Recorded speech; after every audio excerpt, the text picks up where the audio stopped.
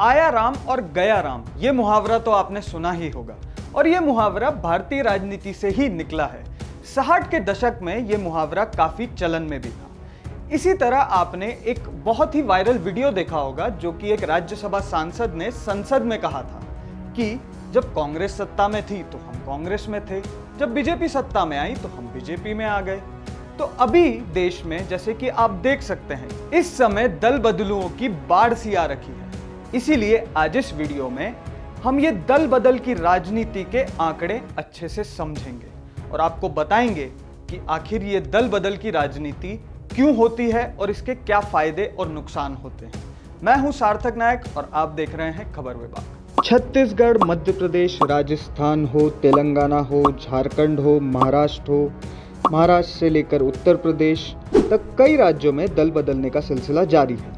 आपको जानकर हैरानी होगी कि लोकसभा चुनाव के 417 प्रत्याशियों के विश्लेषण से ये बात निकलकर सामने आई है कि भाजपा के हर 4 में से एक प्रत्याशी दल बदलू हैं। भाजपा के 116 यानी 28% प्रत्याशी दल बदलू हैं। इनमें से अधिकतर कांग्रेस से आए हैं। सालों तक एक पार्टी में पद प्रतिष्ठा, मान सम्मान पाने के बावजूद कई सांसद और अन्य नेताओं के चुनाव से पहले दूसरे दल में जाने से उनके समर्थक भी दुविधा में हैं।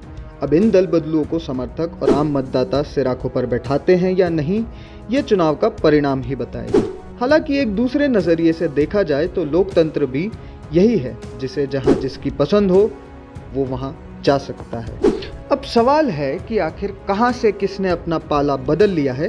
तो आपको बता दें कि छत्तीसगढ़ से भाजपा के 11 प्रत्याशियों में से एक सरगुजा से प्रत्याशी चिंतामणि महाराज कांग्रेस छोड़कर भाजपा ज्वाइन किए थे और पार्टी ने उन्हें टिकट दे दिया है।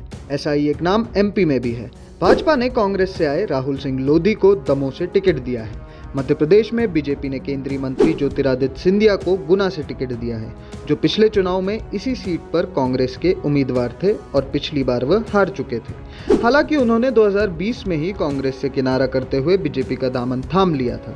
हालांकि दल बदलुओं को सिर्फ भाजपा ने ही नहीं, अन्य पार्टियों ने भी टिकट दिए हैं। कुछ बड़े नाम हम आपको बता रहे हैं। राजस्थान से देखें तो महेंद्र जीत सिंह मालवीय 2023 के विधानसभा चुनाव में बागीदोरा विधानसभा से कांग्रेस के टिकट पर विधायक चुने गए। कुछ समय पहले विधायक पद और कांग्रेस से इस्तीफा देकर भाजपा में आए, फिर उन्हें बांसवाड़ा डूंगरपुर सीट से टिकट दिया गया। उम्मेदाराम बेनीवाल बाड़मेर से बायतू विधानसभा क्षेत्र का चुनाव आरएलपी के टिकट पर लड़ा। कांग्रेस प्रत्याशी को कड़ी टक्कर भी दी। अब कांग्रेस में है। बाड़मेर जैसलमेर सीट से प्रत्याशी बनाए गए। राहुल कसवा चुरू से भाजपा सांसद राहुल कसवा टिकट कटने से नाराज होकर भाजपा छोड़ कांग्रेस में शामिल हो गए। वहीं इसी सीट से कांग्रेस के टिकट पर मैदान में है। प्रहलाद गुंजल सवाई माधोपुर सीट से भाजपा का टिकट नहीं मिलने पर कोटा के पूर्व विधायक प्रहलाद गुंजल अब कांग्रेस में हैं। वह कोटा लोकसभा सीट से प्रत्याशी हैं। ज्योति मिर्धा बीजेपी ने ज्योति मिर्धा को नागौर से लोकसभा का टिकट दिया है। मिर्धा इसी सीट से कांग्रेस की सांसद रह चुकी हैं। वहीं बात करें अगर उत्तर प्रदेश की तो संगीता आजाद लालगंज से बीएसपी सांसद संगीता आजाद भाजपा के टिकट पर मैदान में हैं। दानिश अली बीएसपी के निलंबित सांसद अमरोह सीट पर कांग्रेस के टिकट पर लड़ेंगे। अफजाल अंसारी गाजीपुर से बीएसपी सांसद अफजाल अंसारी इस सीट से अब बतौर समाजवादी पार्टी प्रत्याशी चुनाव लड़ेंगे। रितेश पांडे 2019 में बीएसपी के टिकट पर जीते रितेश पांडे इस बार अंबेडकर नगर सीट पर भाजपा के टिकट पर मैदान में हैं। वहीं बात करें अगर झारखंड की तो गीता कोड़ा झारखंड में कांग्रेस की एकमात्र सिंहभूम सांसद गीता कोड़ा पाला बदलकर भाजपा के टिकट पर चुनाव लड़ेंगी। सीता सोरेन जामा विधानसभा से विधायक सीता सोरेन जीएमएम छोड़कर भाजपा में।